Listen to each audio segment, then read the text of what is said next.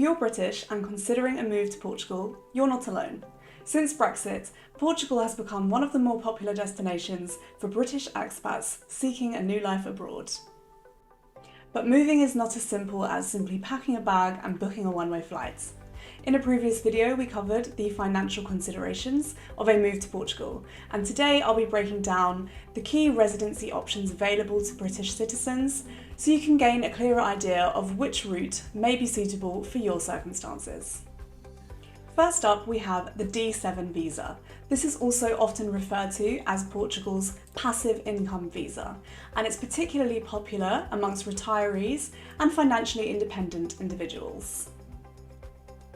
To qualify for this visa, you'll need to demonstrate a reliable source of recurring income.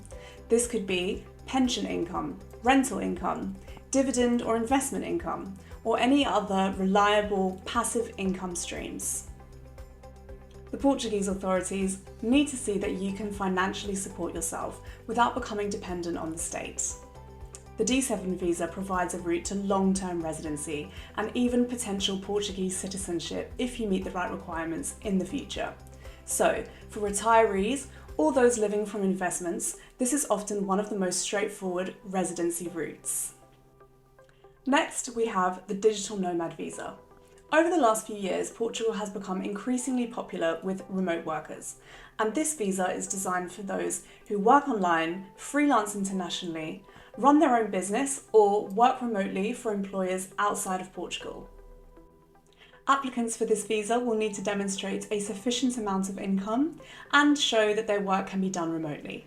For many young professionals working remotely or business owners, this visa has become one of the more popular routes to relocate to Portugal. Next is the D2 entrepreneur visa. If you're planning on establishing or expanding a business in Portugal, this may be worth considering, as it's designed for entrepreneurs, company founders, and business owners. Applicants for the D2 will typically need to demonstrate a viable business activity or business plan and show that this will contribute economically to Portugal. You may also be able to get a work visa, but only if you have already secured employment from a Portuguese employer. To get one of these, you'll need to show a job offer, an employment contract, and in many cases, further documentation from your Portuguese employer. And then we have Portugal's Golden Visa. Historically, this has been one of the more favoured visa programmes for UK expats wanting to move to Europe. However, in the last few years, there have been significant reforms to this visa programme that you should be aware of. For example, buying property in Portugal used to be one of the more popular ways of getting a golden visa. However, since October 2023, this is no longer a qualifying route. Today, the qualifying routes for a golden visa in Portugal are focused around investing.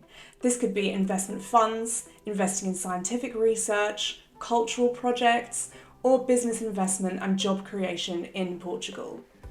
Qualifying investments to approved funds, projects, and research tend to start at around €500,000. In some cases, you may be able to donate to cultural or heritage projects from around €200,000, although note that these are donations, so you may not see that money again. The Golden Visa also requires significantly less physical presence in Portugal. Typically, you'll need to spend just 7 days a year in the country to qualify, and then 14 days per year per 2-year renewal period. So, for certain high net worth individuals, the Portuguese Golden Visa may still be a viable residency route. But the rules have changed significantly. For anyone considering this, seeking advice would be essential before making any investment decisions. For many people, one of the most attractive aspects of a move to Portugal is the opportunity to create a life, settle down, and stay long term. Because after maintaining legal residency for the required period, which is currently 5 years in most cases, many residents become eligible to apply for permanent residency or even Portuguese citizenship. Citizenship could provide access to a Portuguese passport and therefore the opportunity to live and move throughout Europe. For many UK expats, this is a significant long-term benefit.